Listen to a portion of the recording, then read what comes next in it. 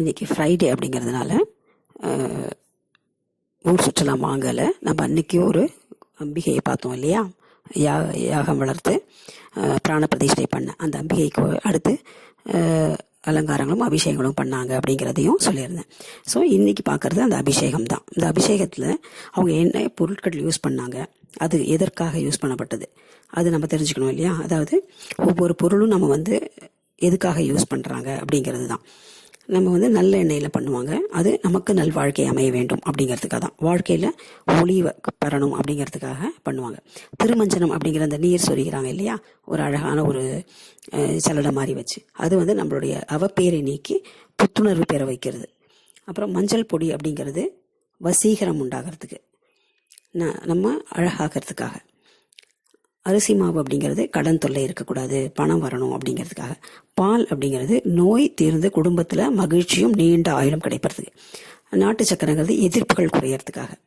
பஞ்சாமிர்தம் உடல் நலம் பெறுவதற்காக. பழங்கள் விளைச்சல் பெருகுவதற்காக. தேன் இனிய குரல் வளம் கிடைக்கிறதுக்காக. இளநீர் இன்பங்கள் வரணும், மன அமைதி பெறணும், புத்தி தெளிவாக இருக்கணும், குடும்பத்தில் குதூகலம் இருக்கணும் அப்படிங்கிறதுக்காக. தயிர் குழந்தை பாக்கியம் உண்டாகிறதுக்கு. எலுமிச்சை மன பயம் நீக்கிறதுக்காக. நெல்லிப்பொடி ஆயுள் விருத்தி அடையிறதுக்காக. சொர்ணாபிஷேகம் அப்படிங்கிற அந்த தங்க நகைகள்லாம் நம்ம போட்டுட்டு இருக்கிறதுல ஒன்று கழட்டி சொல்லுவாங்க இல்லையா, கலட்டி நம்ம அதை கொடுத்த உடனே அதை அங்கங்கே சாத்தி வச்சு அது மேலே திருமஞ்சனம் பண்ணுவாங்க. இது நல்ல எதிர்காலத்தை கொடுப்பதற்காகவும் நம்ம நினைக்கிற காரியங்கள் அனைத்தும் இனிதாக நடக்கணும் அப்படிங்கிறதுக்காக. சந்தனம் 8 வித செல்வங்களும் கிடைக்கும் அப்படிங்கிறதுக்காக. விபூதி மன தூய்மை ஏற்பட்டு இறையருள் கிடைப்பதற்காக. பன்னீர் மரியாதை ஏற்படுவதற்காக. மலர்கள் இல்லத்தில் இருக்கும் கஷ்டங்கள் நீங்கி மகிழ்ச்சி பொங்கணும் அப்படிங்கிறதுக்காக. மாதுளை கோபத்தை போக்குவதற்காக. மாம்பழம்ங்கிறது மகனுக்கு சீர் சேர்க்கறதுக்காக.